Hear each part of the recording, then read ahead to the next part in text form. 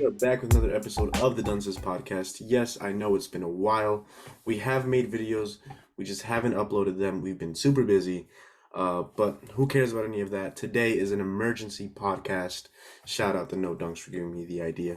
But Kyrie Irving has been traded to Dallas. Obviously, there's a lot that has been going around the league that we have not discussed as the Dunces, but then again, we don't get a lot of views, so I don't really care. But this one I did want to talk about because no one has been answering my texts. So I'm just going to talk. I'm talk about how I feel about the trade. You see right behind me, I have Kyrie still on the Nets in 2K. Um, where do we start? This could be like my Jay's Rants thing. I haven't done one of these in a while, so let me get used to this again. But Kyrie Irving requested a trade about 2 days ago. This is amid these contract negotiations. Basically, the what the Nets were doing was that they were offering him a contract, or basically trying to negotiate one with him that had provisions to it. For example, he might have had to play X amount of games. Some included championships, like bonus incentives on certain things that Kyrie probably just did not like, right? Um, so yeah, we saw that he sat out yesterday's game against Washington, where shout out Cam Thomas, dropped 44 points, insane. But with that being said, right, like we knew that something was going to happen throughout the year, something was going to go down. Even during that whole win streak, I was telling all my boys, I was telling them like, listen, as good as the Nets are against these mediocre to trash teams, we're beating mediocre to trash teams. We haven't beaten the good teams yet. We have no sense of like true direction with Ben Simmons because we don't know where he's at mentally, and we don't know where Kyrie is going to actually end up being at because we know the type of player that he is, the type of guy that he is, right? Like he could have great games, great stretches with the team, but he's gonna look out for himself, not really care about anybody else, and that's what he's been doing since he's got here to the Nets. So I'm really glad that we finally are rid of Kyrie. And we're bringing back a fan favorite, Spencer Dinwiddie, who has been solid, since he left Brooklyn. I mean, it's not like he was anything great in Brooklyn, but he was good in Brooklyn, right? And then getting traded to Washington, where that was abysmal. But then off to Dallas, where he really stepped up. Him and Luka and Brunson last season. And then this season, when Brunson went out, Dinwiddie had to be that guy, that second-hand man alongside Luka, and obviously Christian Wood. But Dinwiddie really was balling in Dallas, inconsistently, of course, but still one of his best seasons of his career, playing alongside Luka. So it's great to have him back. Hopefully, he wears number 8 again with us. And then also super underrated Dorian Finney-Smith. And I'm going to look at it from both perspectives. I'm going to look at it from the Nets perspective, as just an overall like basketball analysis, and then as a fan, and then for the Mavs perspective as well. But with the Nets themselves, they're getting Dorian Finney-Smith, one of the best perimeter defenders in the NBA. It's not saying much because the NBA doesn't pride themselves on defense anymore, and we know that. But Dorian Finney-Smith, still, he's not a scrub. He can shoot, and he plays solid defense. For at his position, 6'7", on a team-friendly deal for the next 4 years. I believe he's making around 12 million or 8 million, something like that. So super team-friendly with the way that this money is going up. Then, like I mentioned, Dinwiddie running that guard position. The only question mark I have for this team is, could they have gotten more, A, and B, how is this going to fit, right? So you already have a bunch of wings now. I mean, without you realizing it, you have a couple wings there. Cam Thomas isn't really a wing, but I guess you can classify him in this perspective, right? But you got Dorian, you got Royce O'Neal, who both play basically the exact same. And then you have Yuta Watanabe, who's, one of the top 5 in 3-point percentage this season alone. And obviously, that's not saying much because he doesn't play that many minutes of these other guys. But still, he's a solid shooter and he's a hustler. He's somebody that you want on your team, and he's doing really well at that. TJ Warren is on a minimum deal, trying to prove himself again. Like, I can play in this league. I know I've been injured, but I'm good. And then Ben Simmons isn't your center. He's a wing, right? So how does he fit with Dinwiddie, who likes the ball in his hand? Is Dinwiddie going to start? Is Dinwiddie going to come off the bench? Is Cam Thomas going to get more minutes after dropping 44? Is he going to get traded? Are the Nets even done with trades? Is KD going to stay? So many questions that the Nets need to have answered, like, now. They have to answer it now. It looks like, honestly, from just the outside, not being a fan, looks like the Nets are ready to give up on KD too. Whether that's now or in the offseason, it might be a little bit more difficult to do it now.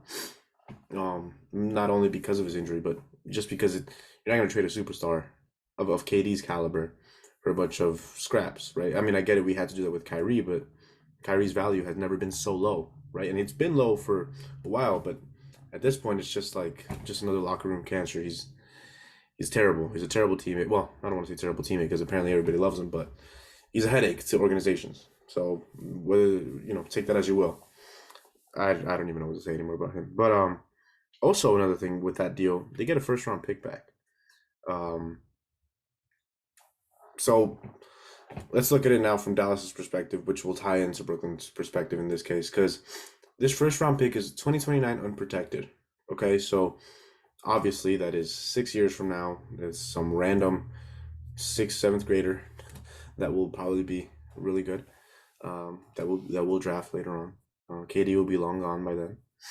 But with that being said, right, are the Mavs making this trade, to show Luca, hey, like we're willing to make these moves to protect you, to bring you in, to bring you help, because that's what you wanted. That you need help. That we know it, we see it. That the rest of the NBA sees it. Luca's a target, right? Like Luca is the guy that they have to focus on, and everybody else is scraps. But in this case, you're getting Kyrie Irving, the probably the best ball hand, not even probably the best ball handler the NBA has ever seen. Pause. And Luka Doncic himself, he can get guys open. Kyrie Irving can play off the ball. Like technically, it works out. Defensively, obviously, it doesn't. But is this a half a year rental? Is this, hey, prove yourself this season, and then we'll sign you for the next 4 years? And how good will he be? Without the headaches, right? Like, is he going to give you guys headaches? And if that does happen, are you going to trade him away? What's Christian Wood's situation? What other trades are you planning on making? Like, Dallas needs to answer these ASAP because this is a desperation move from Dallas, in my opinion. I think that Dallas felt like they had to jump on something like this. And I was telling my friend today, it reminds me of when the Dallas Mavericks back in, when was it? Was it 2015, 2014? It was 15 when they traded for Rondo, right? I believe they were top three in the West or top four in the West with Monte Ellis, Jay Crowder was there, Dwight Powell was there actually. Speaking of Dwight Powell, actually Dwight Powell was on Boston, whatever. So, a lot of these guys were there. Dirk obviously was balling, Chandler Parsons, a bunch of these guys that were solid, right? And then they traded away, a couple of these guys for Rondo, I guess to try to solidify themselves as like not a contender, but a team that you don't really want to mess with in the playoffs because you got one of the best ball handlers, the best passers in Rondo to play alongside Dirk and Monte Ellis. Did not work. Checked out in the playoffs. He quit on his team and then went to Sacramento the year after, right? So and this was around, I don't want to say trade deadline, but it was around that time. This looks exactly like that situation. It feels like they were desperate to move on from well, the Nets were no, the Mavs are desperate to get Luka Doncic their help.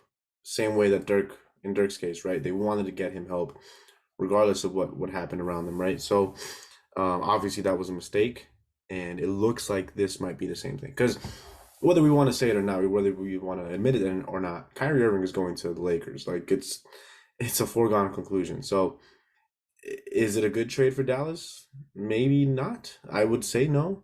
If I would have to give them a grade, which I will be doing at the end of this video, once I officially give my final statements and everything, I would give them right now on this trade like a D, only because of Kyrie Irving's off-court drama. It's not the on-court thing. The on-court thing, I think him and Luka would actually mesh really well.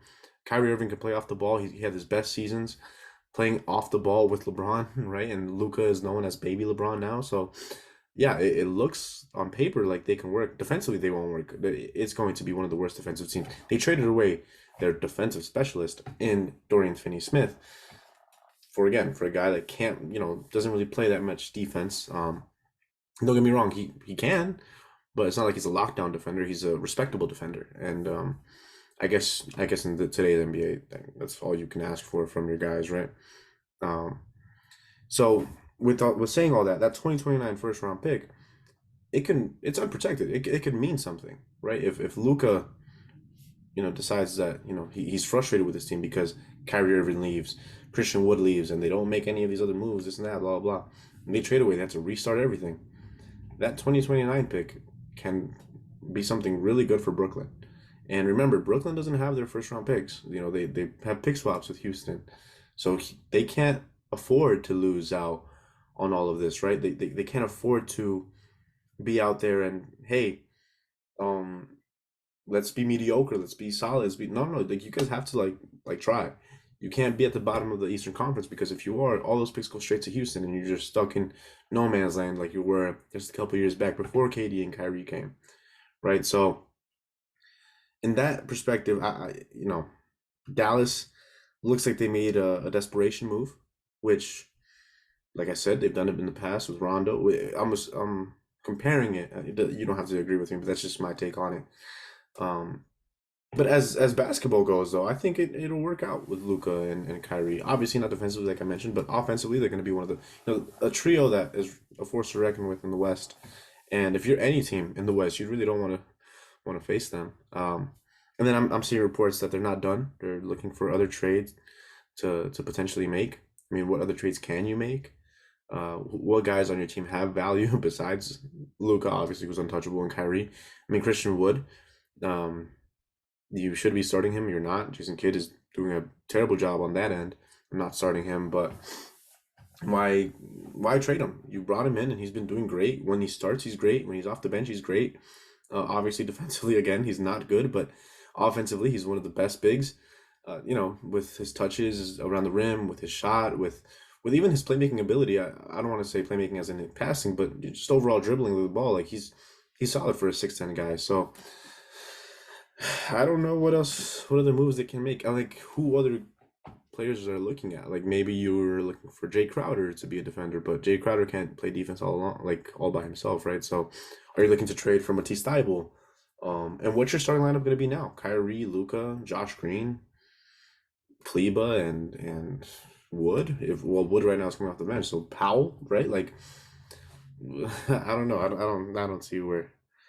I don't know, but they definitely can make more trades if they want to. But you got to figure out what teams are willing to give up certain pieces. You know what I mean? So who knows? Maybe they trade JaVale McGee for like a player on the Clippers because the Clippers are looking for a backup big. Maybe for John Wall. I don't know. I don't know. And speaking of the Clippers and other teams that were interested in Kyrie, Clippers apparently made an offer for him, which included Wall, Covington. I forget the other player. Obviously, that wasn't going to go through. Now the Lakers were unwilling to part ways with one of their first round picks. Insane. Um, but obviously the Nets wouldn't have won Russell, so they would have had to have a third team involved. Who would have been that third team? How would they all have mixed? You know, Obviously the Lakers, like I mentioned before, looks like they're gonna get Kyrie in the offseason regardless, right? So I guess smart by them for not trading away, pieces to get Kyrie, instead holding on to Russ and those first round picks to potentially make a move for another player out there. Who that player is or who those players are, I don't know. Russ is making that much money. He's the highest paid player on this team currently constructed right now. So I don't know. Do you still try to make a move out there for Buddy, or maybe even geez, I don't even know. It's really Buddy Hield, the only player that I can think of, to be honest, that can potentially be a move for the Lakers. I mean, even trading away Patrick Beverly for, I don't know, like a backup big, like a Jakob Poeltl. Give up one of those first round picks for Jakob Poeltl, or trade both of those guys for Jakob Poeltl, McDermott, and Richardson. Like, these guys in San Antonio that aren't going to do anything, right? So who knows? Who knows where their mindset is at? But I know that Lakers fans are sad a little bit right now. But don't worry, Lakers fans, you guys are going to get Kyrie, and then he'll be your headache at that point. Overall, both teams got to give them a grade. For the Nets, I'm going to give it a B, uh, only because no one really knows how well that first round pick is actually going to turn out. If it if it at least hits the lottery, this automatically bumps this to an A plus. And I think it does that because this guy had no trade value, like zero, but close to zero, and you were able to manage two solid rotational pieces, one of which is a fan favorite, like I mentioned, and a first round pick, unprotected. And if it's lottery, it's a great trade for them. And who knows? Maybe they use that trade to trade for, attach the Ben Simmons contract and make a trade for, I don't know, another player that they need on the Nets, right? So who knows? Who knows what they're thinking in that regard, right? So as of right now, I'm giving them a B, but it's still they got what they could, right, with this trade value. Because forget the unprotected first round pick. Let's say that it was just those two guys.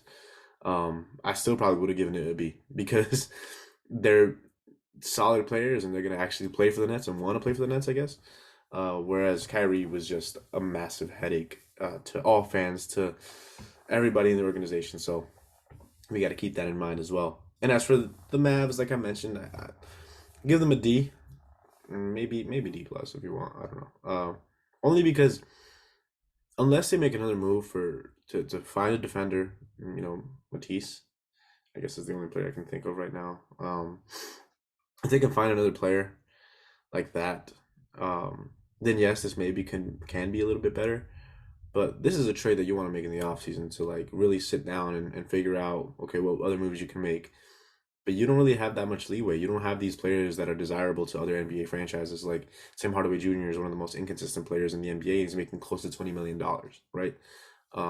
Dwight Powell is at 11 million, not really doing much. Same thing with Kleba. Just mediocre guys that fit your system, but that won't fit many other systems in the NBA. So they got to keep that in mind. And who knows? You're paying Davis Bertans $16 million. If you wanted to give away one of those first round picks, I would have attached Davis Bertans to that. So I don't know. I give this a D. Defensively, that's going to be an F. Offensively, they might be great though. Who knows? I mean, unless teams realize that they can stop, you know, you got to make something happen against Kyrie, but still, you can't stop Kyrie 1-on-1. He's one of the best 1-on-1 players in the NBA. Luka's the same way, and you got Christian Wood in the back there, right? And then you got solid shoot. I mean, I know I talk crap about Hardaway Jr. all the time, but he's solid. He attempts to play defense like 20% of the time, which is more than you can say about the other guys on the team, right? So, and then you got Josh Green still. The fact that you were able to keep him, one of the best defenders on your team, it looks good for the team, right? I do have one last note, I guess I want to mention from a Nets fan's perspective. Um, and this is more of like, thank the Lord that he's gone, bro. Like I'm so done with him. Like I think I'm speaking for most Nets fans. This was a headache that really had no reason to happen.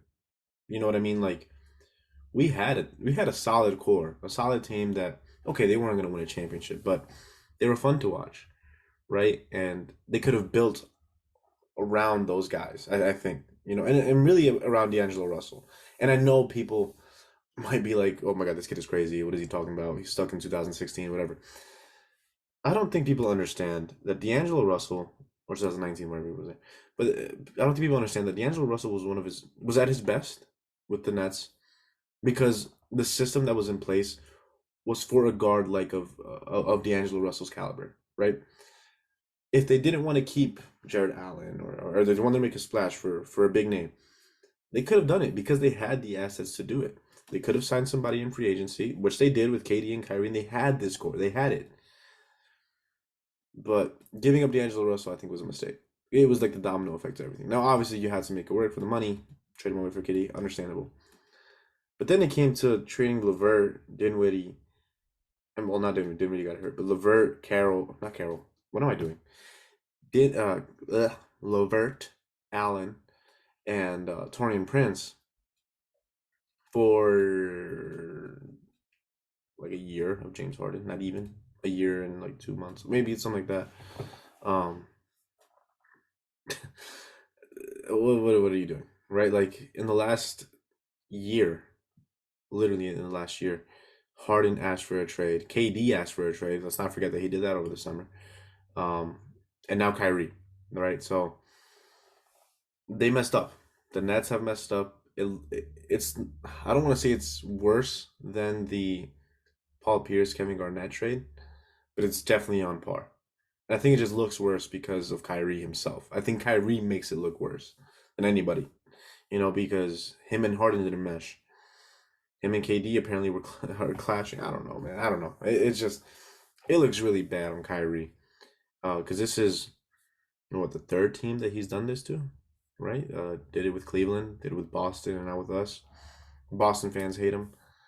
Cleveland kind of hates him, I guess. I don't know how Cleveland fans feel about him, but I know that I, as a Nets fan, hate him.